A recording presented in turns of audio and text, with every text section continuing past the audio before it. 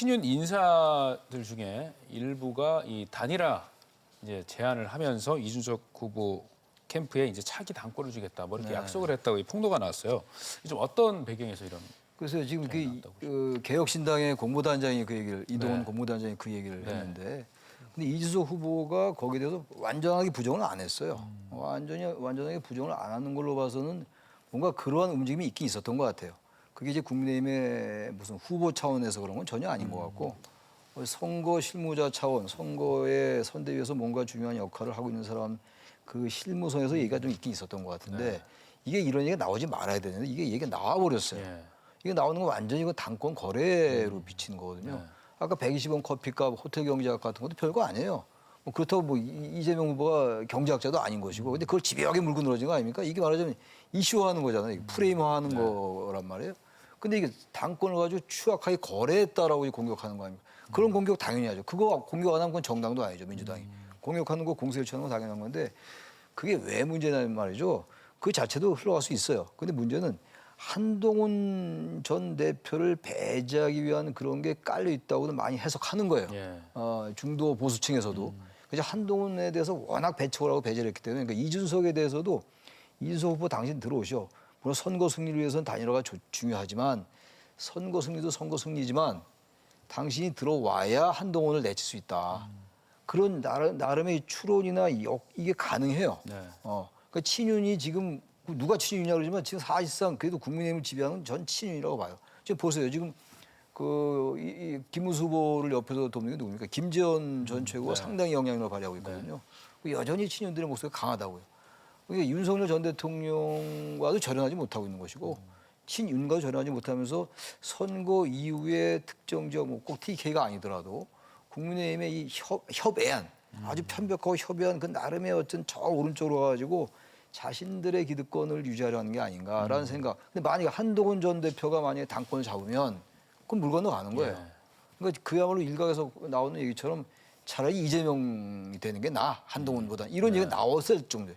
전 그래서 이런 당권 거래라는 게 단순히 거기에 그치는 게 아니라 이 국민의힘의 그 친윤 그룹들, 그 탄핵에 대해서 그렇게 반대했던 그룹들, 국민들의 민심과는 전혀 동떨어져 있는 수구적이고 퇴행적인 그룹들, 이 그룹들이 여전히 지금 국민의힘을 장악하고 있다. 이런 게 더 선거에 악영향을 미친다고 저는 봐요. 예. 단순히 당권거래 2차원 팩트보다도 말이죠. 교수님 어떻게 보세요? 결과적으로 앞에 기자회견 때는 국힘과 단절을 얘기했고, 이어서 국힘을 공격하는 겁니다. 이 정도로 부패하고 부도덕한 사람들이다라고 공격을 하는 거거든요. 그러면 국힘을 생각했던 사람들이 보수, 개혁 보수라고 이준석에게 표를 줄까? 안 줄 겁니다. 좀 아까 말씀드린 대로 배신자 프레임을 더 확실하게 가지고 가게 됐고, 예. 그런 부분에서 이준석 후보가 그 당권 준다 그러면 그거를 받고 단일화할 정도 바보는 아니거든요. 당권을 누가 줄 수 있습니까? 지금 이준석 후보가 개혁신당의 당대표입니다. 그러면 지금 합당을 하든지 안 하면은 다른 당의 대표하던 사람이 국힘의 당대표가 된다고요? 그 믿을 사람 없습니다. 그럼에도 불구하고 이걸 터뜨린 건요, 국힘을 노골적으로 공격한 겁니다. 친윤 그룹과 국힘의 일부 세력이 이 정도로 부도덕하다. 그리고 그 뒤에 이어서 그렇게 단일화하자고 온갖 문자 보내고 뭐 하자 그러더니 이제 쌍욕들을 보내더라. 끝난 겁니다, 국힘은. 그래서 그러한 부분에서 지지율이 어떻게 변하냐 보면 굉장히 유의미한 정치적 해석이 가능할 겁니다. 예. 이런 해석도 있더라고요. 이 국민의힘에서 이번 그 주장 그 단일화하면서 그런 제안을 한 배경에는 이준석 후보가 단일화를 거부해서 우리가 대선에서 졌다. 이런 좀 프레임을 미리 이제 빌드업하는 차원에서 이런 제안을 계속 하고 있는 거다라고 하는데, 그거에 대해서 어떻게 생각하십니까? 뭐 그런 면도 일부 있을 거예요. 그리고 진짜로 그 국민의힘 일부 선거 관련자들은 정말 단일화가 돼서 한번 게임을 한번 해보자. 그런 생각 다 전 결합돼 있다고 봐요. 완전히 하나로만 완전히 예. 이준석에게 엉터리로 단일화 제안해서 어차피 단일화에 응하지 않을 거니까 책임을 뒤집어 씌우자, 보수에서 완전 매장시키자, 뭐 이런 생각을 가는 자들도 있겠죠. 그렇지 않은 사람도 있을 거고. 그런데 중요한 건 그거예요. 어쨌든 단일화가 되느냐 안 되느냐 문제잖아요. 그 두 가지예요. 아까 말씀드린 신뢰와 명분이에요. 근데 신뢰와 명분이 다 충족되면 단일화 하겠죠. 이준석 후보가. 네. 자기는 유리하니까. 근데 제가 볼 땐 신뢰, 명분 두 개 다 찾기가 어려울 것 같아요. 몇 개 여론조사 추세가 하나의 추세선이 형성된 것 같긴 한데, 그게 선거 승리를 담보할 정도의 그 정도는 아니거든요. 그리고 대개 이제 선거 앞두고 한 2주일 정도의 지지율이 거의 그대로 갔어요. 한 번도 뒤바뀐 적이 별로 없다고요. 네. 이준석 후보를 모를 리가 없을 것이고 그럼 자기가 정치를 해야 되는데 자신이 지금 저렇게 수구적이고 퇴행적인 친윤이 여전히 장악하고 있는 저 정당에 들어와서 자기가 양보를 하고 그걸 하겠어요. 저는 그래서 이 지지율이 오히려 높아지는 거, 이준석 후보의 지지율이 좀 높아지는 그런 추세, 이게 단일화에 대해서 스스로가 거부할 명분을 스스로가 자꾸 쌓고 있는 거야, 이준석 후보가. 저는 그런 생각도 들어요. 예. ông 교수님 어떻게 보세요? 예, 뭐 이번에는 최 교수님 말씀에 99% 이제 동의를 합니다. 예. 동시에 그러나 과연 10%에서 어느 정도까지 더 위로 올라가서 선거 보전금을 다 받을 정도까지 가냐. 네. 근데 그렇게 가게 되면 분명히 거대 정당 어느 한쪽의 후보는 이준석 후보에 대해서 날카로운 공격을 할 텐데 그 공격은 굉장히 험할 것이다. 예. 네, 그런 말씀을 보태드리겠습니다. 알겠습니다. 자, 다음 질문으로 넘어가 보겠습니다. 그 국민의힘 한동훈 전 대표가 이제 김문수 후보 20일부터 지원 유세에 나섰는데 이 김문수 후보의 이름이 새겨진 유니폼이 아니고 기호 2번 이 새겨진 그 유니폼을 입고 이제 선거운동에 나서 눈길을 끌었는데 좀 어떤 의도가 좀 깔려 있는? 그러니까 한동훈 전 대표로서는 이 유세를 안 나갈 수가 없죠. 국민의힘에 몸을 담고 있는데 지금 전쟁이 벌어졌는데 대회전이 벌어졌는데 당 대표를 했던 사람이 유세를 안 나갈 수가 없는 것이고 네. 나가긴 나가는데 영 마음이 맞득지 않은 거겠죠. 그러니까 단순하게 뭐 정서적으로 마음이 안 맞는 건 물론이고 자신이 김문수 후보를 전폭적으로 지지하는 게 이 선거가 끝나고 만약에 패배했을 때 가정컨대 자신의 정치에 유리할까를 생각할 거예요 아마. 이 정치는 전부 이익 계산이기 때문에 그렇다면 이게 차라리 유세를 하긴 해서 최소한의 배신자 프레임은 최소한으로 방어하고 예. 방어하면서 그러나 자신의 길을 가는 거예요. 김문수 후보에 대해서 지지는 합니다만 전폭적인 지지. 그거는 이제 배제하는 거죠. 그렇게 하고 김문수 후보가 보여줬던 지금 여러 가지 태도 이런 걸 같이 공격하면서 친윤도 공격하는 그러면서 자신에게 대한 방어막 형성하는 아마 그런 의도로 2번이 달린 걸 가지 않았을까 김문수가. 물론 이제 그 얘기는 했더라고요. 한동훈 후보가 괜히 입고 싶어 입은 게 아니라 원래 이게 한독수 생각해서 만든 2만 달고 그래서 뺀 걸 입은 그렇게 얘기는 하던데 그럼 김문수가 얼른 갖다 입으면 되는 거죠. 그건 말이 안 되는 얘기고 알겠습니다. 아마 그런 양쪽에 양수겸장이 있는 게 아닌가. 지금의 좀 애매모호한 저 유세 태도가 네. 그런 거라고 좀 봅니다. ông 교수님 어떻게 보세요? 제가 처음에 그 민주당에서 대선 출정을 하면서 이제 그 유튜브에 11분짜리 그 영상을 네, 찍어서 네, 올지 않습니까? 그때 이제 갈 때 그 투 트랙으로 이제 가더라고요. 첫 번째는 이재명 후보는 그 특유의 그 독설과 공격성을 확 줄이고 중도 보수를 선언하면서 굉장히 점잖고 마일드하게 네. 파스텔 톤으로 가고 그다음에 정당의 민주당의 그 의원들은 굉장히 공격적으로 이재명 후보에 대한 관련된 법적인 문제, 네. 사법 공격 이런 걸 해나가면서 투 트랙으로 딱 가고 있더라고요. 근데 지금 보면 그 투 트랙이 좀 무너졌어요. 이재명 후보의 옛날에 그 스타일이 막 나오기 시작합니다. 근데 의도치도 않게 국민의힘은 이상하게 세 가지 트랙 가게 되겠어요. 그러니까 윤석열 대통령의 한 20-30% 됐던 마지막 탄핵 정국에 지지받았던 그거를 또 윤 대통령이 움직이면서 조금 끌어가고 네.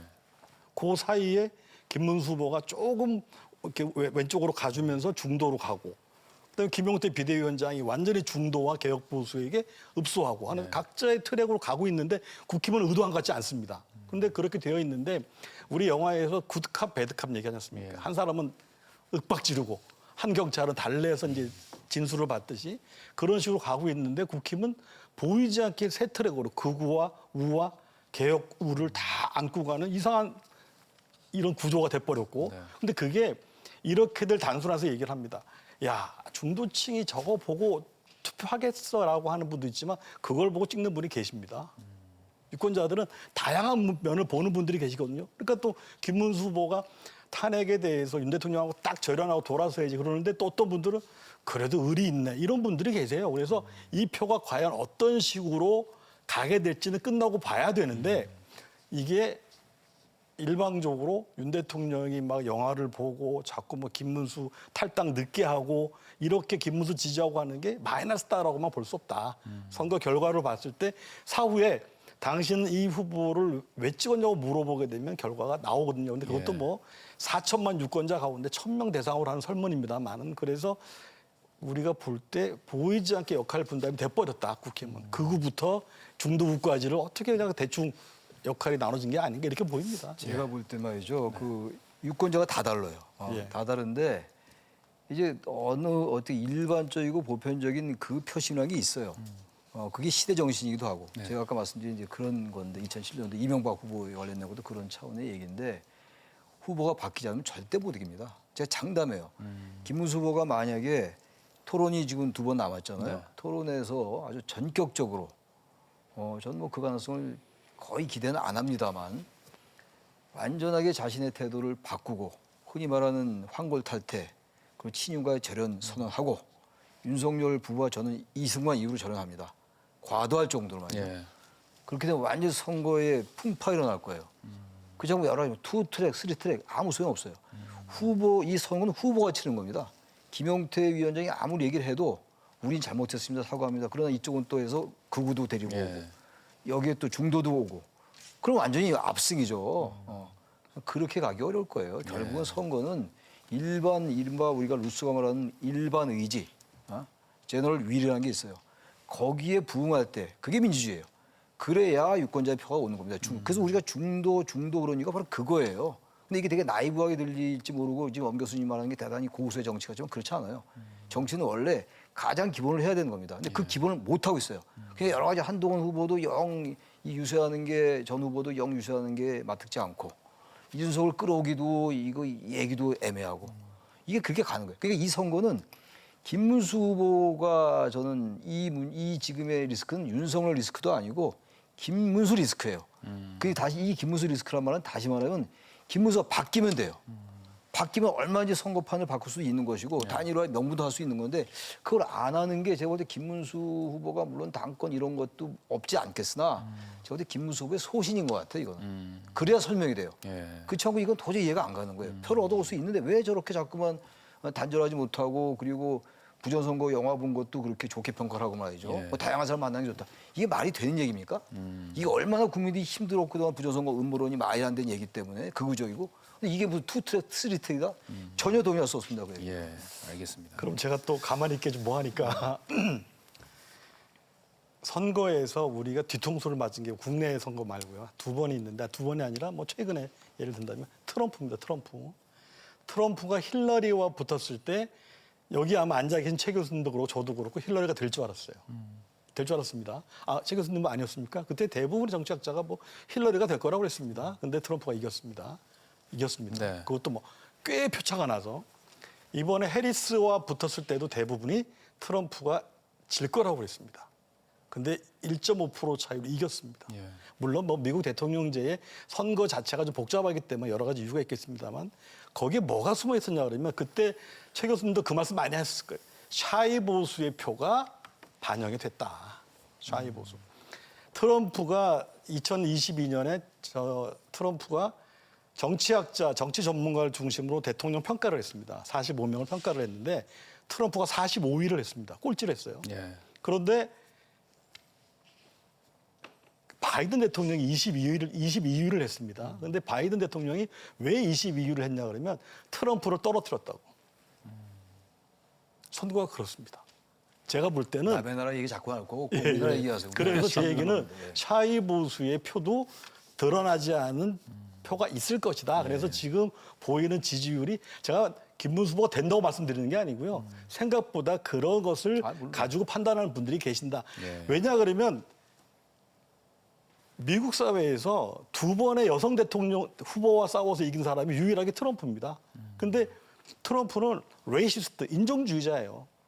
백인들이 그걸 또 대놓고 표현을 못하니까 찍은 겁니다. 여자를 상대로 해서. 그러니까 그러한 부분에서 김문수 후보가 된다는 게 아니고 보이지 않는 그런 판단을 하는 표가 숨어 있다. 그걸 우리가 샤이 그래서 보수라고. 지금 표가 많이 나오는 거예요. 바로 그래서. 그 더 샤이- 반영될 거라고 봅니다. 그래서 더 반영되는데 반영될 거다. 제가 말씀드리는 건 그런 걸 부정하는 게 아니라 그럼에도 불구하고 최종 결과는 결국은 국민의 의지는 시대 정신을 반영할 것이다. 제가 그 말씀 그렇죠. 드려요. 예. 탄핵에 대해서 그거는 뭐 부정할 수가 그게 없죠. 가장 예. 큰 거다라는 거 같습니다. 그럼에도 불구하고 보이지 않게 김문수 후보가 샤이 보수나 쉐인 보수의 표를 가지고 있는데 아직 그건 드러나 있지 않다. 이제 그 말씀을 드리겠습니다. 예, 알겠습니다.